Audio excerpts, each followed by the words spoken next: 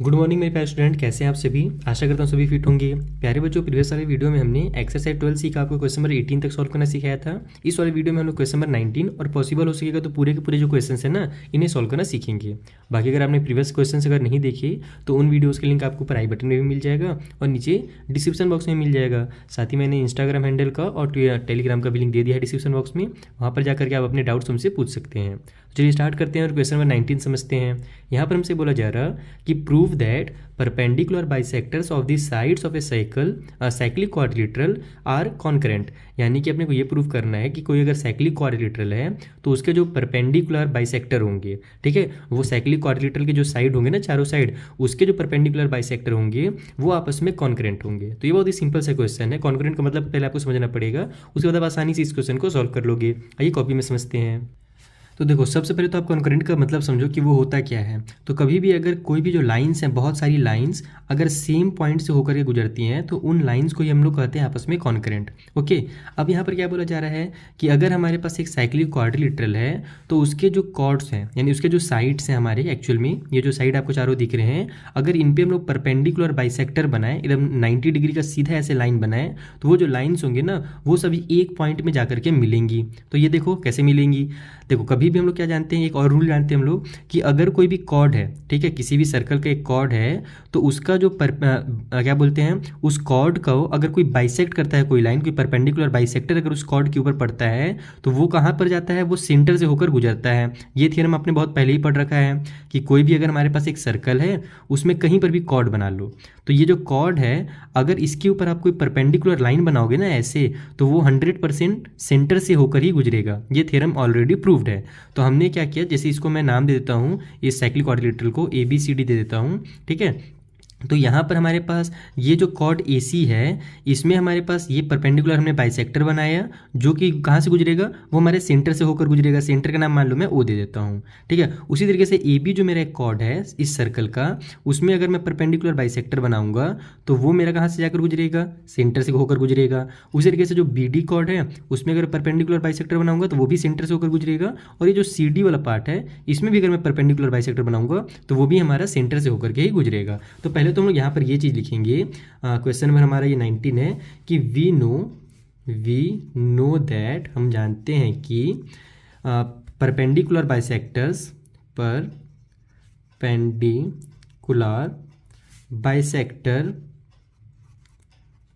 इसमें बस आपको लिखने का ही काम है, बाकी मैंने आपको समझा दी ओरली, बस आप लिखोगे इस टाइप से, बाइसेक्टर्स ऑफ, है ना, सर्कल, नहीं ऑफ कॉर्ड्स के जो परपेंडिकुलर बाइसेक्टर होते हैं, कॉर्ड्स पास होते हैं थ्रू सेंटर, वो सेंटर से ही होकर पास होते हैं। ये हम लोग जानते हैं पहले से।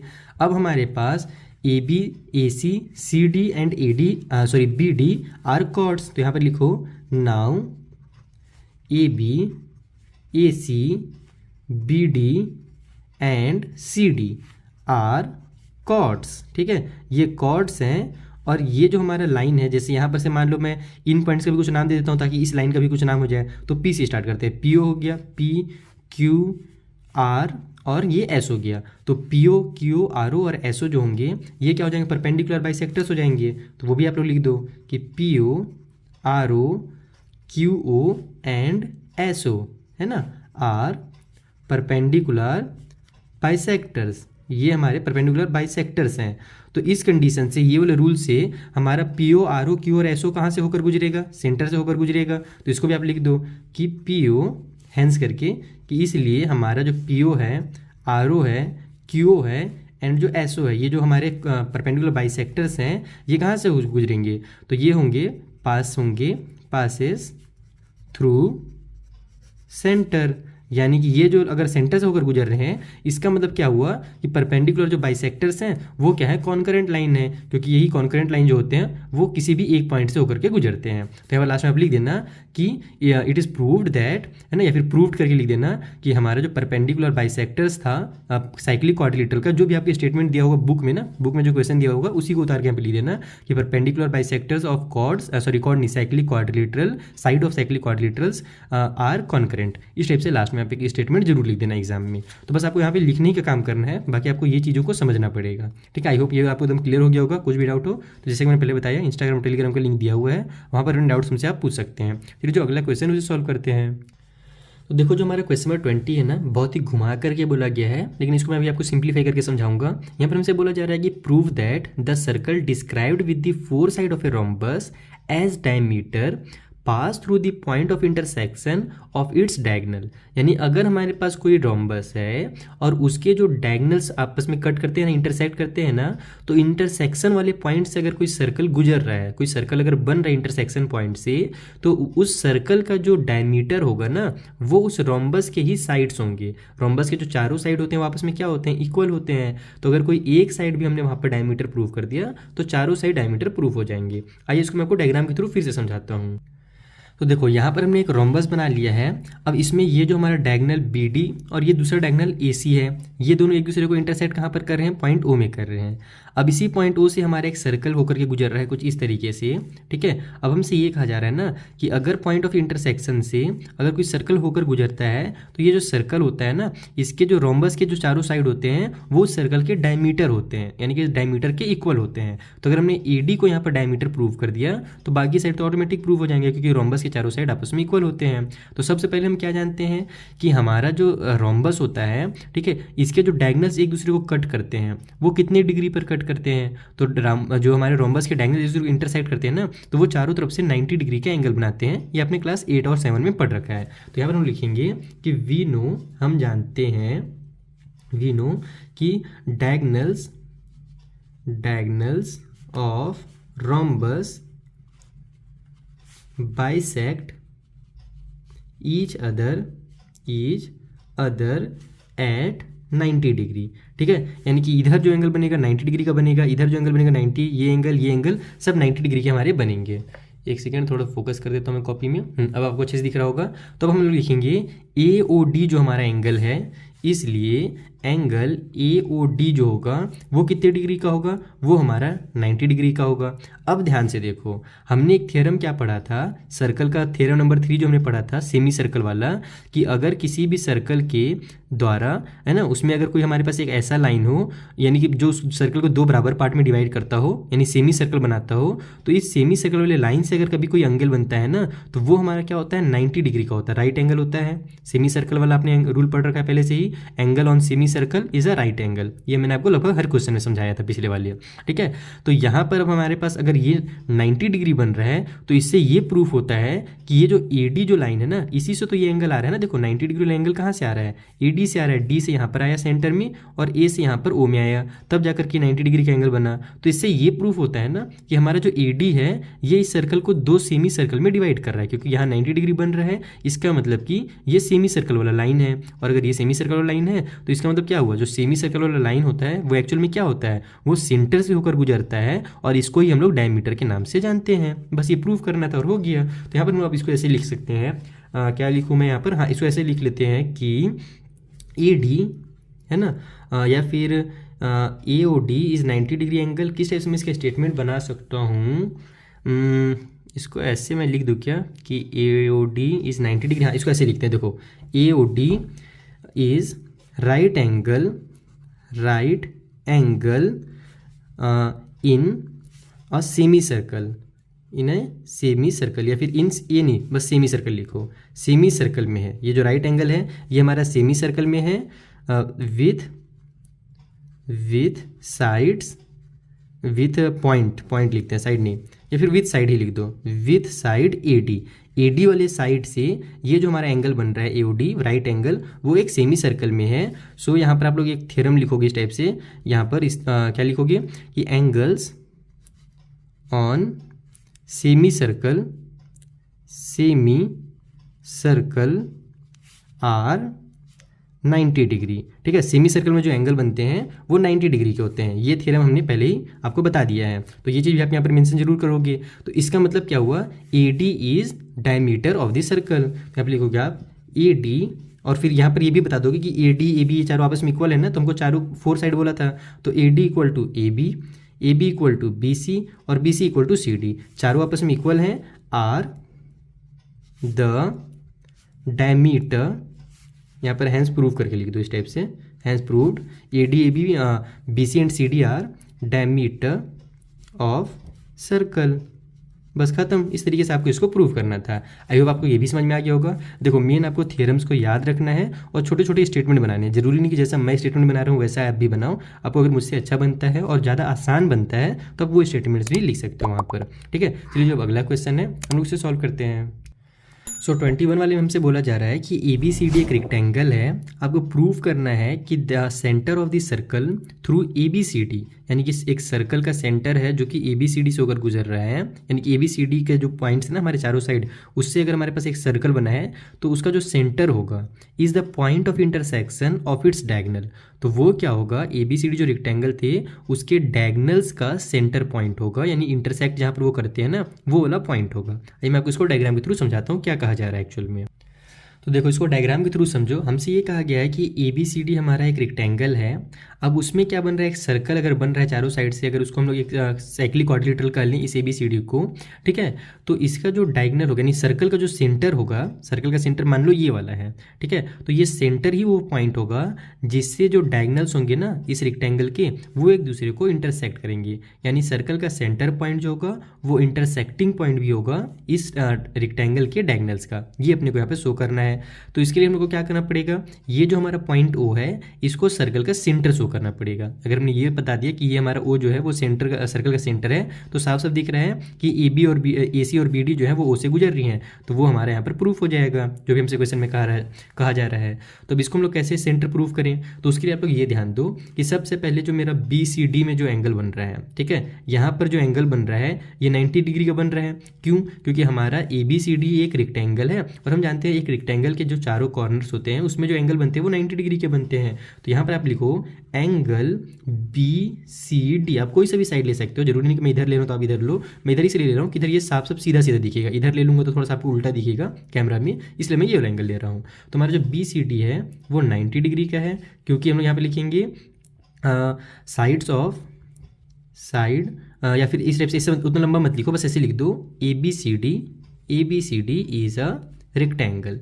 बस इतना ही लिख दो, वो वहाँ पर आपका काम हो जाएगा। ABCD हमारा रेक्टेंगल है इसीलिए ये जो एंगल होगा वो 90 डिग्री का होगा। ओके, इसके अलावा हम लोग यहाँ पर क्या देख रहे हैं, ऑल्सो ये जो BCD है ना ये हमारा सेमी सर्कल में बन रहा है, क्योंकि ये देखो अगर ध्यान से आप देखो कि ये जो मेरा BD है ये कहाँ से होकर, यानी कि ये जो एंगल बन रहा है ये सर्कल में बन रहा है। कोई भी सर्कल में अगर कहीं पर भी 90 डिग्री का एंगल बनता है, जैसे कि मान लो यहाँ पर एक मैंने लाइन ऐसे बनाया, एक दूसरा लाइन ऐसे बनाया, यहाँ पर 90 डिग्री का एंगल बन रहा है, तो ये 90 डिग्री का कब होगा, जब ये सेमी सर्कल में होगा। तब यहाँ पर इसका मतलब क्या हुआ कि ये वाली जो लाइन है ये इस सर्कल को तो बराबर पार्ट में डिवाइड कर रही है। इसका मतलब कि ये जो लाइन है ये क्या है, डायमीटर है सर्कल का। ओके, तो यहाँ पर हम लिखेंगे also angle BCD is angle on semi circle. ठीक है, ये हमारा सेमी सर्कल में है और सेमी सर्कल में है, इसका मतलब क्या हुआ कि जो BD होगा वो क्या होगा, हमारा डायमीटर होगा। सो BD इज डायमीटर। ठीक है, अब अगर यहाँ पर BD हमारा डायमीटर हो गया, अभी डायमीटर में हम लोग आ चुके हैं, अब हम लोग इसको क्या करेंगे, इस पॉइंट को हम लोग रेडियस प्रूफ करेंगे। अब आप लोग साफ साफ देखो कि अगर ये वाला लाइन हमारा BD जो है वो डायमीटर है, इसका मतलब क्या हुआ कि ये वाली जो लाइन है वो सेंटर से होकर गुजर रही है, तो ये सेंटर से ही हमारा सर्कल तक जाने वाली लाइन को हम लोग क्या बोलते हैं, यहाँ से यहाँ तक हम लोग रेडियस बोलते हैं। और इसी तरीके से इधर से यहाँ तक भी हमारा रेडियस होगा, ये भी हमारा रेडियस होगा और ये भी हमारा रेडियस होगा। तो यहाँ पर हम इसको ऐसे लिखेंगे कि हमारा जो OB है वो इक्वल है OD का, और जो OD है वो इक्वल है OA का, और जो OA है वो इक्वल है हमारे OC का। तो इसका मतलब क्या हुआ कि अगर चारों इक्वल है तो ये चारों हैं क्या एक्चुअल में, ये हमारे सर्कल के रेडियस हैं। तो यहाँ पर इक्वल लिखो, आपस में इक्वल इसलिए हैं क्योंकि सभी रेडियस है सर्कल के, तो रेडियस ऑफ सर्कल। ठीक है, तो इससे हम लोग का ये प्रूफ होता है कि ये हमारे जो लाइंस हैं ये अगर रेडियस है तो ये जो हमारा पॉइंट O होगा ये क्या होगा, सेंटर होगा। तो यहाँ पर हमारे इसको लिखो, so point O is centre of circle. यहाँ पर बस यही आपको प्रूव करना था कि पॉइंट ओ जो है वो सर्कल का सेंटर है। अगर ये आपने यहाँ पर प्रूव कर दिया तो इसका मतलब क्या हुआ कि हमारा जो ए सी बी डी जो डायगनल्स हैं वो हमारे सर्कल के सेंटर से होकर गुजर रहे हैं। तो ये वाला स्टेटमेंट जो लास्ट वाला बचा है वो आप क्वेश्चन से यहाँ पर उतार सकते हो, जो हमसे बोला था ना लास्ट में कि prove that centre of the circle through A B C D is the point of intersecting of diagonal. तो बस ये हमारा प्रूव हो गया। ये बस यहाँ से आप लोग उतार देना कि it is proved that the centre of the circle through A B C D is the point of intersection of its diagonal. Complete हो गया ये क्वेश्चन भी। चलिए अगला क्वेश्चन समझते हैं। सो क्वेश्चन नंबर 22 में हमसे कहा जा रहा है कि give a geometrical construction for finding the fourth point laying on a circle passing through 3 given points without finding the centre of the circle. यानी कि आपको यहाँ पर सर्कल का सेंटर फाइंड नहीं करना है और आपको क्या करना है, फोर्थ पॉइंट फाइंड करना है जो कि सर्कल में होगा। जस्टिफाई द कंस्ट्रक्शन, अपनी कंस्ट्रक्शन के बारे को आपको जस्टिफाई भी करना है। तो इसको मैं डायग्राम के थ्रू आपको समझाता हूँ कि कैसे यहाँ पर आपको ड्रॉ करना है विदाउट सेंटर के, आपको कैसे फोर्थ वाला जो पॉइंट है वो फाइंड करना है। आइए कॉपी में समझते हैं। तो देखो सबसे पहले आप क्या करोगे, एक सर्कल ड्रॉ करोगे। उस सर्कल में आपको 3 पॉइंट ले लें। जैसे पहला ए बी और सी, ये हमने 3 पॉइंट ले लिया, इनको आपस में मिला दो तो ये हमारा एक ट्रायंगल बन जाएगा। तो यहाँ पर हम लिखेंगे कि let A B C be 3 points, ये हमारे 3 पॉइंट्स है। अब आप क्या करोगे, बी को सेंटर ले लोगे और रेडियस अपने इसमें कंपस में, जैसे मैंने इस वाले से बनाया है तो यहाँ कंपस में रेडियस ले लोगे इक्वल टू ए सी, यानी कि जितना बड़ा हमारा ए सी है ना इतना बड़ा आपको यहाँ बी से रेडियस लेकर के इस आर्क को यहाँ पर कट करना है। उसके बाद सी को सेंटर ले लेना है और radius equal to A B के बराबर दूसरा एक आर्क लेकर के कट करना है। तो यहाँ पर ये दोनों आर्क कट होंगे, जैसे कि आपको दिख रहा होगा मैंने कट किया है यहाँ पर। और उसके बाद आपको बी से डी को मिला देना है, यानी इस पॉइंट का नाम जहाँ पर आर्क कट हो रहा है ना उसको आपको डी पॉइंट दे देना है और मिला देना है। बी से डी तक मिला दो, सी से डी तक मिला दो, तो ये आपको 2 ट्रायंगल बन जाएंगे इस सर्कल के अंदर में। तो वही मैंने लिखा है join B D and C D. अब इसके आगे क्या करें, तो इसके आगे आपको क्या करना है, ये दोनों जो हमारे ट्रायंगल्स दिख रहे हैं इनको आपस में कॉन्ग्रुएंट प्रूफ करना है। अगर ये दोनों आपस में ट्रायंगल जो है कॉन्ग्रुएंट प्रूफ हो गए तो ये दोनों एंगल्स भी इक्वल हो जाएंगे। और दोनों एंगल देखो हमारे सेम सेगमेंट में, बीसी के दूसरे साइड में, बीसी से ही तो दोनों एंगल बन रहे हैं ना, तो दोनों आपस में इक्वल हो जाएंगे। और अगर दोनों आपस में इक्वल हो गए तो इसका मतलब क्या हुआ कि ये जो डी है हमारा लाई करेगा इस सर्कल के ऊपर। तो इसको आप लोग ऐसे लिखोगे कि in triangle A B C and second वाला जो हमारा ट्रायंगल है डी सी बी, ठीक है, डी सी बी। अब दोनों में हम लोग क्या देखते हैं कि ए बी और डी सी डी, ठीक है, ए बी और डी सी जो है आपस में इक्वल है। A B is equal to D C, ये लाइन हमने बनाया है तो यहाँ पर हम लोग बताएंगे ये हमने यहाँ पर ड्रॉ किया है, ठीक है। या फिर इसको आप लोग गिवन लिख सकते हो इस तरीके से, क्वेश्चन में हमारे पास एक तरह से दिया हुआ है, ठीक है। या फिर आप लोग यहाँ पर प्रूव करके भी लिख सकते हो कि हमने भी प्रूव किया है या ड्रॉ किया है, यहाँ पर कंस्ट्रक्ट किया है, ये भी बता सकते हो कि हमने यहाँ पर इसको ड्रॉ किया है। उसके बाद हमारा ये जो ए सी है और ये जो बी डी है ये दोनों भी आपस में इक्वल होगा, क्योंकि दूसरा जो हमने आर कट किया था इसके ही बराबर तो कट किया था। तो इसको आप लोग लिख दो यहाँ पर कि A C is equal to B D, ये भी हमारा सेम हो जाएगा। उसके बाद हमारे पास ये जो बी सी जो साइड है ये दोनों में कॉमन साइड आ रहा है, तो B C is equal to B C, दोनों साइड हमारा ये जो है कॉमन साइड हो गया। तो इसको आप लोग लिख दोगे इस तरीके से कॉमन। तो तीनों साइड अगर किसी भी ट्रायंगल के इक्वल होते हैं, 2 ट्रायंगल के, तो 2 ट्रायंगल क्या होते हैं आपस में कॉन्ग्रुएंट। तो यहाँ लिखो आप लोग ए बी सी जो होगा वो कॉन्ग्रुएंट हो जाएगा हमारे दूसरे ट्रायंगल डी सी बी के। और अगर दोनों कॉन्ग्रुएंट हैं तो इसके जो एंगल्स होंगे वो भी आपस में कॉन्ग्रुएंट होंगे, यानी जो बी ए सी एंगल है, एंगल बी ए सी वो इक्वल हो जाएगा हमारे सी डी बी के, एंगल सी डी बी। और ये हमको पता कैसे चला, तो इसको हम बोलते हैं corresponding part of congruent triangle, जिसको शॉर्टकट में CPCT लिखा जाता है, CPCT। और ये दोनों कॉन्ग्रुएंट कौन से रूल से हुए हैं वो भी लिख दो यहाँ पर, साइड वाले रूल से हमारे कॉन्ग्रुएंट हो गए हैं। तो अब ये दोनों जो एंगल हैं ये किस वाले हमारे आर्क से या फिर कह सकते हो कॉर्ड से बन रहे हैं। तो यहाँ पर हमारे ये दोनों सेम सेगमेंट में बन रहे हैं इस सर्कल के, और ये जो है BC वाले जो हमारा ये साइड है इस वाले, यानी ये जो हमारा कॉर्ड BC है इससे ही दोनों हमारे एंगल बन रहे हैं। तो यहाँ पर आप लोग लिखोगे BC है ना, ये जो हमारा साइड BC या फिर कह लो आप लोग BC जो कॉर्ड है, BC कॉर्ड यहाँ पर लिख देते हैं क्योंकि सर्कल का हमारा है ना, तो BC कॉर्ड यहाँ पर। उसके बाद आप लोग लिख दोगे सबटेंड, ठीक है, ये बना रहा है सबटेंड्स 2 एंगल्स, 2 इक्वल एंगल्स, यहाँ पे लिखो 2 equal angles, angle BAC and angle CDB। तो 2 इक्वल एंगल बना रहा है, और तो इसलिए हमारा जो ABCD होगा, यानी ये वाला पॉइंट, ये पॉइंट, ये पॉइंट और ये पॉइंट, अगर हम चारों को देखें तो चारों जो होंगे वो लाई करेंगे हमारे सर्कल के ऊपर। बस इतने आपको लिखना है कि ABC एंड D है ना, lie on circle, lie on circle. तो तो इस तरीके से आपका ये जो क्वेश्चन है ये कंप्लीट हो जाएगा यहाँ पर। बाकी इसको आप लोग ऐसे भी लिख सकते हो कि ये जो मेरा ABCD है वो क्या है, साइक्लिक है। साइक्लिक मतलब कि क्या होता है, अगर कोई भी ट्रायंगल या फिर कोई भी 4 पॉइंट अगर साइक्लिक होते हैं, इसका मतलब वो जो हमारे चारों पॉइंट हैं वो क्या है, एक सर्कल के ऊपर है, तभी ना हमारे साइक्लिक कहलाएंगे। साइक्लिक क्वाड्रिलेटरल क्या होता है, जब 4 पॉइंट आपस में सर्कल के ऊपर रहते हैं और उनसे हमारे पास एक क्वाड्रिलेटरल बनता है, इसको साइक्लिक क्वाड्रिलेटरल कहा जाता है। तो ABCD इस साइक्लिक भी, इस तरीके से आप लोग लिख सकते हो साइक्लिक। तो ये भी आपका प्रूफ हो जाएगा। तो बस इतना ही आपको करना है इस वाले क्वेश्चन में। मेन आपको ध्यान देना है इन दोनों एंगल्स को आपस में इक्वल प्रूफ करने में, ठीक है। तो आई होप ये भी आपको समझ में आ गया होगा। चलिए जो अगला क्वेश्चन है अब हम लोग उसे भी सॉल्व कर लेते हैं। सो हमारे क्वेश्चन नंबर 23 में कहा जा रहा है कि ना साइक्लिक क्वाड्रिलेटरल ABCD एक साइक्लिक क्वाड्रिलेटरल ABCD है, जिसमें अगर हम लोग B में से D को माइनस करें तो जो वैल्यू आता है वो 60 डिग्री आता है। अपने को ये शो करना है कि जो इन दोनों में से स्मॉलर है ना वो 60 डिग्री का ही है। तो वो कैसे प्रूफ होगा, आइए समझते हैं जल्दी से। तो यहाँ पर हमने एक साइक्लिक क्वाड्रिलेटरल बना लिया है जिसका नाम आपको दिख रहा होगा ABCD है। अब इसमें हम लोग क्या करेंगे, हमको B और D दिया हुआ था कि अगर हम लोग B में से माइनस करें एंगल D को तो 60 डिग्री आता है। ये अपने को क्वेश्चन में दिया था, इसको आप लोग इक्वेशन नंबर 1 ले लो। ये हमारा एंगल B है और ये वाला एंगल D है। अब ध्यान से देखो साइक्लिक क्वाड्रिलेटरल के ये दोनों क्या है, अपोजिट एंगल्स हैं। हम क्या जानते हैं, किसी भी साइक्लिक क्वाड्रिलेटरल में जो अपोजिट एंगल्स होते हैं वो आपस में सप्लीमेंट्री होते हैं, यानी दोनों का जो सम होता है वो 180 डिग्री का होता है। तो हम लोग ये भी लिख सकते हैं एंगल B में अगर प्लस करें एंगल D तो जो वैल्यू आएगा वो 180 डिग्री आएगा। ये हमारा इक्वेशन नंबर 2 निकल गया। और ये हमको कैसे पता चला, क्योंकि ये हमारे अपोजिट एंगल्स आर सप्लीमेंट्री। यहाँ पर शॉर्टकट में लिख दो, opposite angles of cyclic quadrilateral are supplementary. Okay, तो इस तरीके से हमारा ये दोनों का जो सम होगा 180 डिग्री हो जाएगा। अब आप क्या करो, इक्वेशन 1 और 2 को आपस में ऐड कर दो, ठीक है। अब इसको आप लिखो फ्रॉम इक्वेशन 1 प्लस इक्वेशन 2।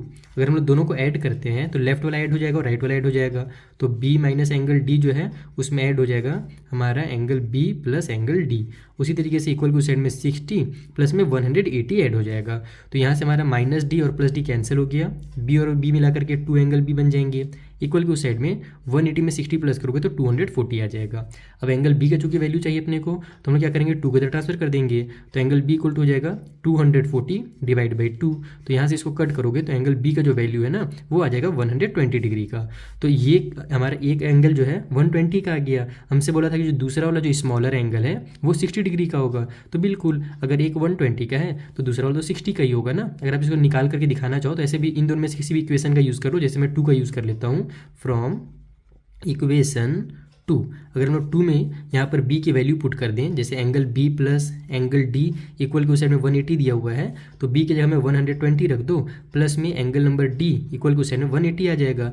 अपने को D का वैल्यू निकालना है तो 120 को इधर ट्रांसफर करेंगे तो वो माइनस हो जाएगा। तो जब इधर जाकर माइनस होगा तो 180 से 120 माइनस होगा तो एंगल D का वैल्यू 60 डिग्री आ जाएगा। और यही तो अपने को शो करना था कि इन दोनों में जो स्मॉलर वाला है वो 60 डिग्री का है, तो स्मॉलर वाला 60 डिग्री का निकल गया। तो आई होप ये भी आपको समझ में आ गया होगा। बहुत ही सिंपल सा क्वेश्चन था प्रीवियस वाले के कंपेरिजन में। चलिए जो नेक्स्ट क्वेश्चन है उसे सॉल्व करते हैं।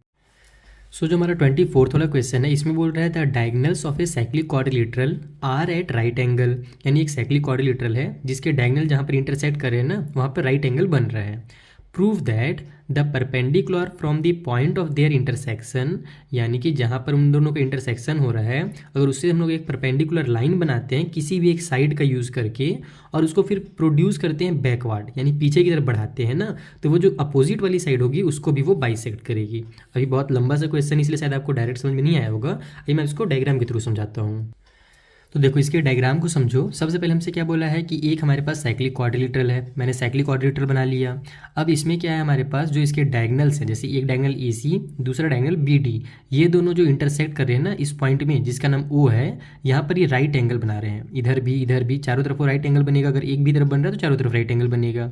अब हमसे बोल रहा है कि अगर इस इंटरसेक्शन वाले पॉइंट में हम लोग कोई भी एक परपेंडिकुलर लाइन बना देते हैं, जैसे मान लो मैं नीचे की तरफ बना देता हूँ इस तरीके से, ठीक है। परपेंडिकुलर मतलब एकदम सीधा लाइन बना देते हैं जो 90 डिग्री का एंगल बनाते हुए जाता है, इसको ही परपेंडिकुलर कहा जाता है। तो अगर हम लोग परपेंडिकुलर लाइन बनाते हैं और इसको अगर हम लोग बैकवर्ड प्रोड्यूस करते हैं, बैकवर्ड मतलब जैसे इधर से हमने इधर बनाया है ना तो इसका उल्टा साइड में जैसे ऊपर की तरफ अब ये बैकवर्ड जाएगा। तो इस तरीके से अगर इसको हम लोग प्रोड्यूस करें तो ये वाली जो हमारी लाइन बनेगी ना, ये जो लाइन बैकवर्ड प्रोड्यूस हुई है ये अपोजिट वाले साइड को भी क्या करेगी, बाइसेक्ट कर देगी।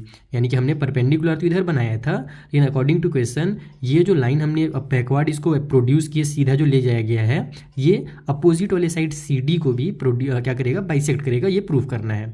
तो बाइसेक्ट का मतलब क्या होता है कि C से लेकर के इस पॉइंट तक बराबर, यानी कि मान लो यहाँ से यहाँ तक 1 सेंटीमीटर है तो यहाँ से यहाँ तक भी 1 सेंटीमीटर होगा, यही हमारा होता है इसका मतलब। तो अब इसको हम लोग कैसे प्रूव करें, चलो हम लोग वो समझते हैं। एक सेकंड थोड़ा सा फोकस कर देता हूँ मैं कैमरे में, अब अच्छे से दिखेगा आपको।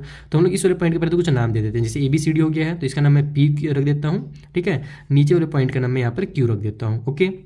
अब क्या करना है आपको, सबसे पहले कुछ एंगल्स के नाम दे देने हैं। जैसे यहाँ पर एक एंगल बन रहा है हमारा, यहाँ पर एक एंगल बन रहा है, इधर एक एंगल बन रहा है, ये एंगल, बहुत सारे वैसे बन रहे हैं लेकिन हम लोग ये बस 4 एंगल का यूज़ करेंगे और इसको प्रूव करेंगे। इसको एंगल नंबर 1 नाम दे दो, यहाँ पर वाले को एंगल 2 दे दो, ये हमारा एंगल नंबर 3 हो जाएगा और ये मेरा एंगल नंबर 4 हो जाएगा। अब हम लोग को कैसे इसको इक्वल प्रूव करना है, यानी यहाँ से CP से CP और ये DP, ये दोनों इक्वल कैसे होंगे वो समझना है। सबसे पहले तो देखो एंगल 1 और एंगल 2, ये दोनों एंगल हमारे इक्वल होंगे। क्यों इक्वल होंगे, क्योंकि अगर मेरा AD जो है ये एक लाइन है, कॉर्ड है, तो इसके इधर का हमारा ये पूरा एक सेगमेंट हो जाएगा और A से ही जा करके मेरा C में यहाँ पर ये एंगल बना है और D से यहाँ पर आकर के B में ये एंगल बना है। तो ये दोनों हमारे सेम सेगमेंट के एंगल हैं और हम क्या जानते हैं कि जो सेम सेगमेंट के एंगल होते हैं वो आपस में इक्वल होते हैं। तो सबसे पहले तो आप वही लिखो कि angle 1 is equal to angle 2, क्योंकि ये जो एंगल्स हैं एंगल्स ऑन सेम सेगमेंट, ये हमारे सेम सेगमेंट के एंगल हैं, ठीक। तो ये हमारा पहला 1 और 2 इक्वल हो गया। अब हम लोग क्या करने वाले हैं, सबसे पहले तो ये बताएंगे कि 2 और 4 जो है ना, अगर हम लोग इन दोनों का सम निकालें तो ये क्या होगा, 90 डिग्री का निकलेगा। Angle number 2 plus angle number 4 equal to 90 degree. अब बोलोगे सर ये कैसे आपको पता चल गया कि 90 डिग्री होगा इन दोनों का सम। तो यहाँ पर हमने क्या देखा कि ये जो हमने लाइन बनाया है परपेंडिकुलर लाइन, परपेंडिकुलर का मतलब क्या होता है कि यहाँ पर जो एंगल बनेगा वो 90 डिग्री बनेगा। तो अगर आप ध्यान से देखो तो OQB ये एक ट्रायंगल है जिसमें एक एंगल 90 डिग्री का है, तो जाहिर सी बात है जो बचे हुए 2 एंगल होंगे उनका सम भी तो 90 ही होगा ना, दोनों को प्लस करेंगे तो 90 ही आएगा, तभी ना ये दोनों का 90 और ये 90 मिला करके तीनों का हमारा जो सम निकलेगा टोटल 180 होगा। तो यहाँ पर आप लोग इसको 2 + 4 = 90 लिखने के बाद साइड में बता भी दोगे, क्योंकि हमारा जो एंगल नंबर OQB है, OQB वो 90 डिग्री का है, इसीलिए इन दोनों का सम भी जो होगा वो 90 डिग्री होगा। साथ ही साथ एक और चीज़, यहाँ पर हमारा जो POQ है एक स्ट्रेट लाइन है, तो यहाँ ये वाला एंगल, ये एंगल और ये एंगल, 3 एंगल बन रहे हैं एक स्ट्रेट लाइन में, तो तीनों का जो सम होगा वो कितना होगा हमारा 180 डिग्री होगा। तो यहाँ पर भी जो एंगल बना है वो 90 डिग्री बना है। जैसे कि हमने शुरू में बताया था ये 2 डायगोनल से एक दूसरे को कट कर रहे थे राइट एंगल में, तो अगर ये 90 डिग्री का है तो ये दोनों भी तो 90 डिग्री के होंगे ना, दोनों को मिला करके, क्योंकि हमारा तीनों एंगल का जो सम होता है 180 आता है, तो एक 90 हो गया, तो ये दोनों भी 90 के होंगे मिलाने के बाद, ताकि 90 90 180 आ जाए। तो इसको भी आप ऐसे ही लिखोगे। ऑल्सो हमारा जो angle number 3 plus angle number 4 है ये भी हमारा 90 डिग्री का है, क्योंकि अगर हमारे पास इसको आप यहाँ पर ऐसे बता दोगे कि POQ इज़ स्ट्रेट लाइन, ये हमारे एकदम सीधी रेखा है, स्ट्रेट लाइन है, और अगर ये स्ट्रेट लाइन है और इसमें एक एंगल जो COB बनना है, एंगल COB जो बना है वो 90 डिग्री का है, इसीलिए जो 2 एंगल बच जाएंगे उनका भी जो सम होगा वो 90 डिग्री ही होगा, 100% श्योर। तो अब अगर हमारे पास ये 3 और 4 का भी 90 आ गया और 2 + 4 भी 90 आ गया, तो अगर हम दोनों को आपस में कंपेयर करें तो हम ऐसे लिख सकते हैं ना कि अगर राइट वाला हमारा आपस में इक्वल है तो लेफ्ट वाला भी इक्वल होगा, यानी angle number 2 plus angle number 4 जो होगा वो इक्वल होगा angle number 3 plus angle number 4 के। यहाँ से एंगल 4 और एंगल 4 को कैंसिल कर दो, बचा क्या हमारे पास angle 2 is equal to angle number 3। अगर ये दोनों हमारे एंगल इक्वल हो गए, देखो ये 2 ये वाला एंगल और ये 3 वाला एंगल, ये दोनों इक्वल हो गए, और हमने पहले क्या देखा था कि 1 वाला और 2 वाला भी आपस में इक्वल था। इसका मतलब क्या हुआ कि 1 और 2 इक्वल है, 2 और 3 इक्वल है, तो 1 और 3 भी क्या होगा आपस में इक्वल होगा, क्योंकि दोनों 2 के बराबर है। समझ में आया ना। तो यहाँ पर आप लोग ऐसे लिख दो कि angle 1 is equal to angle number 3। एक बार मैं फिर समझा देता हूँ। जैसे मान लो 2 का वैल्यू जो है वो 50 डिग्री है, तो एंगल 1 जो है वो 50 डिग्री के बराबर है। उसी तरीके से यहाँ भी तो एंगल 2 है, तो ये भी 50 डिग्री होगा, तो 3 भी जो होगा वो 50 डिग्री के बराबर होगा। तो 1 और 3 दोनों 50 डिग्री के बराबर हैं, इसके मतलब दोनों आपस में इक्वल हैं। तो ये वाला आप इसको ही बॉक्स में से क्लोज कर दो, इसको ही बॉक्स में क्लोज करो, ताकि टीचर को अच्छे से दिखे। और डिटेल में अगर एक्सप्लेन करना चाहते हो तो वहाँ पर आप इक्वेशन भी डाल सकते हो कि हमारे ये जो हमने 1 और 3 प्रूव किया है ये इक्वेशन नंबर 1, और इसको आप लोग 1 2 3 ये 4 इक्वेशन, और ये 3 1 2 3 और ये 4th नंबर का इक्वेशन ये वाला बनेगा हमारा। अगर आप इक्वेशन नंबर डाल के लिखोगे तो ये जो हमारे बना है ना, ये इक्वेशन नंबर पहला 1 और लास्ट वाला जो हमने इक्वेशन बनाया इससे बना है। तो इक्वेशन 1 और 4 से हमको ये पता चला कि 1 और 3 क्या है आपस में इक्वल हैं। अब हम लोग यहाँ पर लिखेंगे इन ट्रायंगल COP, ठीक है। COP जो छोटा सा एक ट्रायंगल आपको दिख रहा है उसमें एंगल 1 और एंगल 3 इक्वल है। हम क्या जानते हैं, अगर किसी भी एक ट्रायंगल में दो एंगल्स इक्वल होते हैं तो उन एंगल्स के अपोजिट के जो साइड होते हैं ना वो भी इक्वल होते हैं। इसका मतलब कि OP और CP ये भी आपस में इक्वल होगा। तो अगर हम ट्रायंगल COP में एंगल 1 इक्वल है एंगल 3 के, तो इसका मतलब OP भी इक्वल होगा CP का, क्योंकि ये जो है अपोजिट साइड्स हैं of equal angle. Equal angle के ये अपोजिट में है, इसीलिए ये दोनों भी आपस में इक्वल होंगे। अब उसी तरीके से सिमिलरली इन ट्रायंगल, अगर बगल वाले आप ट्रायंगल में इधर वाले में जब आप प्रूव करना जाओगे, जैसे इतना लंबा चौड़ा जो आपने प्रूव किया है, अगर आप जब इधर वाले एंगल्स को लोगे, यहाँ पर वाला एंगल, यहाँ पर वाला एंगल, तो आपको OPD जो ट्रायंगल बना हुआ है इन ट्रायंगल, या फिर DOP नाम दे देता हूँ, इधर COP दिया था ना, तो इसमें आप लोग DOP लिख दो, थोड़ा सा अच्छा मैचिंग दिखेगा। तो DOP में हमारे पास ये वाला जो साइड होगा और ये वाली जो साइड होगी, ये दोनों भी आपस में इक्वल निकल जाएगी। जैसे इस वाले ट्रायंगल में ये साइड और ये साइड इक्वल निकला है, अगर आप डिटेल में प्रूव करोगे तो उतना प्रूफ करने की जरूरत नहीं, आपने एक बार प्रूफ कर दिया। तो सिमिलरली लिख के लिख सकते हो कि जो मेरा DP होगा और मेरा जो ये वाला OP होगा ये भी आपस में इक्वल होगा। तो इसको आप लिख दो OP is equal to DP। Okay, अब यहाँ पर आप देखो OP और CP इक्वल है और OP और DP इक्वल है, इसका मतलब CP और DP इक्वल होगा। तो CP is equal to DP। बस यही तो अपने को प्रूव करना था कि ये जो मेरा CP है वो DP के इक्वल है। अब लास्ट में आप लोग जो स्टेटमेंट क्वेश्चन में दिया हुआ था ये वाला आप यहाँ पर उतार सकते हो कि परपेंडिकुलर फ्रॉम द पॉइंट, यहाँ ये इस टाइप से लिखना, so it is proved that perpendicular the point of there intersection of any side when produced to backward bisect the opposite side. जब हमने उसको बैकवर्ड में बढ़ाया तो उसने अपोजिट वाले साइड को भी क्या कर दिया, बाइसेक्ट कर दिया। तो इस टाइप से आपका क्वेश्चन नंबर 24 जो होगा कंप्लीटली सॉल्व हो जाएगा। अगर इसमें कुछ डाउट हो तो इंस्टाग्राम और टेलीग्राम के थ्रू आप हमसे पूछ सकते हो। चलिए जो अगला क्वेश्चन है उसे सॉल्व करते हैं। तो देखो क्वेश्चन नंबर 25 में बोल रहा है कि ऑन ए कॉमन हाइपोटेन्यूज, एक कॉमन हाइपोटेन्यूज है, दो ट्रायंगल होंगे इसका मतलब, जिसका नाम AB है। Two right angle ACB and ADB are situated on opposite side. दो राइट एंगल हैं, एक का नाम ACB है और एक का नाम ADB है, वो अपोजिट साइड में सिचुएटेड कर रहे हैं। तो प्रूव करना है कि BAC जो एंगल बन रहा है और जो BDC एंगल बन रहा है ये दोनों आपस में इक्वल होंगे। तो यहाँ पर ध्यान रखना है कि हमारे पास भले साइक्लिक क्वाड्रिलेटरल का कहीं पर वर्ड यूज़ नहीं कर रहा है, लेकिन हम लोग क्या करेंगे, उसके ही थ्योरम्स का यूज़ करेंगे। हम लोग यहाँ पर सर्कुलर चैप्टर पढ़ रहे हैं और उसके थ्योरम्स का यूज़ करके अपने को यहाँ पर इसको प्रूव करना है। तो सबसे पहले तो मैंने यहाँ पर एक डायग्राम बनाया है जो ताकि मैं आपको अच्छे से समझा सकूँ। हमसे बोला गया है कि AB एक हमारा हाइपोटेन्यूज है, कॉमन हाइपोटेन्यूज है। इसके अपोजिट साइड्स में यानी अपोजिट तरफ दो एंगल बन रहे हैं, राइट एंगल। एक का नाम है ACB, दूसरे का नाम था B, या फिर क्या नाम दिया था भाई, ADB दिया था नाम, ADB। दोनों राइट एंगल हैं, ठीक है। अपने को ये प्रूव करना है ना कि ये जो मेरा BAC एंगल है ये इक्वल है BDC के। तो BDC कहाँ पर बनेगा, यहाँ पर जब हम लोग C और D को जब मिला देंगे, जैसे मैं मान लो इसको ऐसे मिला देता हूँ, तब मेरा यहाँ पर BDC ये जो एंगल बना है ना और ये जो एंगल बना है, इन दोनों को इक्वल प्रूव करना है। तो इसको आप दो तरीके से कर सकते हो, एक तो R का यूज़ करके कर सकते हो, दूसरा जो आपके बुक में दिया हुआ है सॉल्यूशन ना उसके हिसाब से भी कर सकते हो। दोनों आसान है, मैं आपको सेकेंड वाला मेथड बताता हूँ ताकि आपको दूसरा मेथड भी पता चल सके, और बुक में तो जो दिया है वो दिया ही हुआ है।